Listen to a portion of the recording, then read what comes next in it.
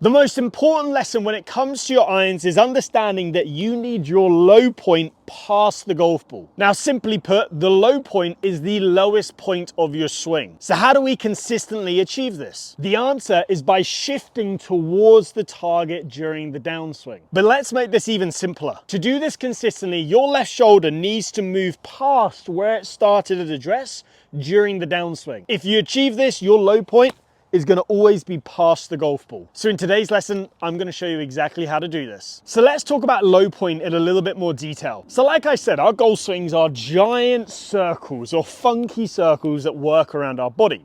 Now every circle, every arc has to have a lowest point, and in golf we call that the low point. Now, most amateur golfers, when it comes to an iron, position that low point at or just behind the golf ball. Now, as you can see with the graph, when I do that, it's as if I'm sort of just picking that ball off the ground. And this is why you'll hit a lot of shots fat, thin, and overall just lose a lot of distance. So what is it we're trying to achieve? Well, instead, what we're trying to achieve is a low point that is past the golf ball, but also below the surface of the ground. Here's a great diagram to show you what I mean. So you can see the lowest point of the swing is about 3 to 4 inches past the golf ball with an iron, and it's slightly below the surface. This is how we take a divot. Now let's also just zoom in a little bit more on the point of contact. Notice how the arc is still traveling downwards. A lot of golfers ask me, how do you hit down on the golf ball while still swinging the club on plane? Well, this is how. It's by simply moving your low point past the ball. If you do that, you can shallow the club beautifully onto plane, and as long as you have enough shifting and you get that low point past the ball, you're going to have that descending blow. Now, how do I achieve this motion? I achieve this motion by shifting my body laterally towards the target during the downswing. Now, this can often be quite hard and overwhelming for us to think about. So let's come up with a nice simple checkpoint for us to have. So the checkpoint that we're going to use is the left shoulder. So if I set up to a golf ball here and I draw a circle around my left shoulder, if I swing to the top and I come back down to this shaft parallel position in the downswing, you will see my left shoulder be past where it started. Now in this position here, I can just push away from the ground and you can see my low point bottomed out roughly about 4 to 5 inches maybe past the golf ball. Now the other key thing is when I'm doing this motion, I'm getting my left shoulder past the ball. Notice how my belt buckle is still slightly ahead of my chest. You will never see a golfer look like this and be a successful iron player. So we must still have the hips leading the motion. Now don't worry, I will show you how to do this correctly later on in the video. But to show you that this is fundamentally correct, let's look at some examples. Now in all the examples on the screen that I'm playing, you are going to see where the left shoulder is starting at address and how it comes back to a position where it's past where it was at roughly shaft parallel to the ground in the downswing.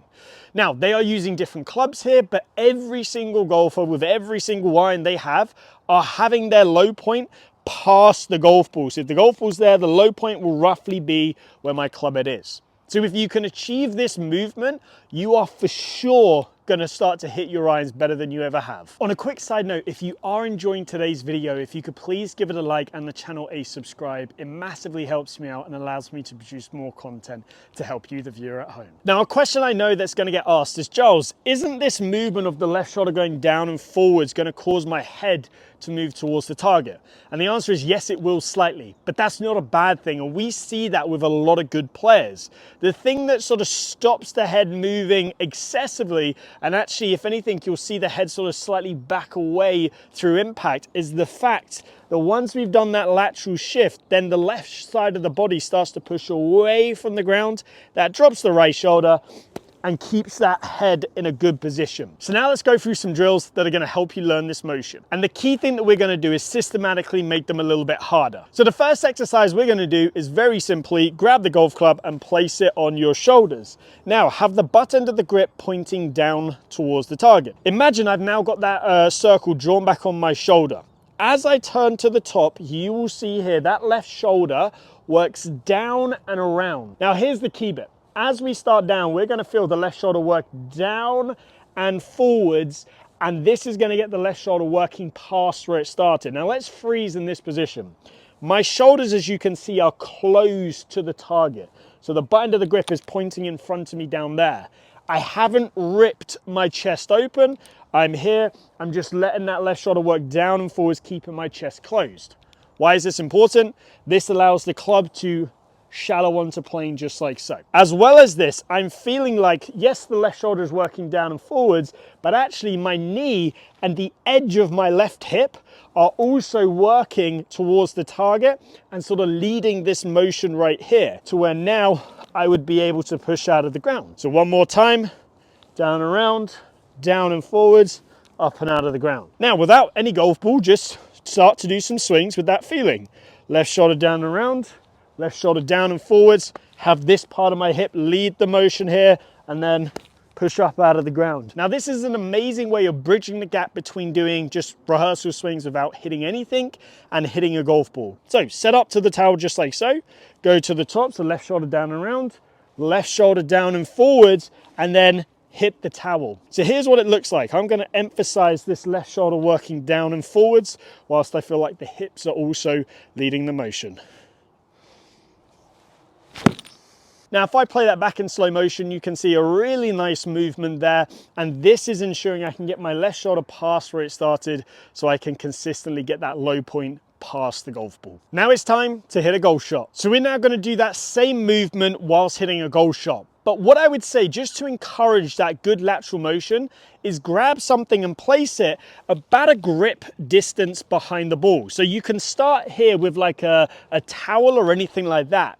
Now, the more confident you get, I would start to bring this object closer and closer and closer to the golf ball. And essentially, this just gives you something to avoid on the way down, and it forces you to have to shift in order to get that good ball and ground contact without touching this object. Let's see what this looks like.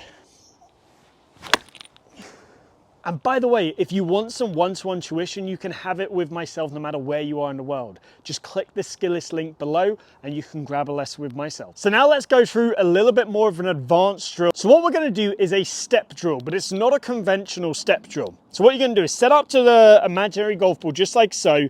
And the premise of this is we are going to lift and plant our left foot during the backswing. Now, when do we lift that left foot up and when do we plant that left foot back down? As your hands pass belt line height, you're going to lift that left foot up. As you do this, this is going to ensure you've got a little bit more pressure in that right foot.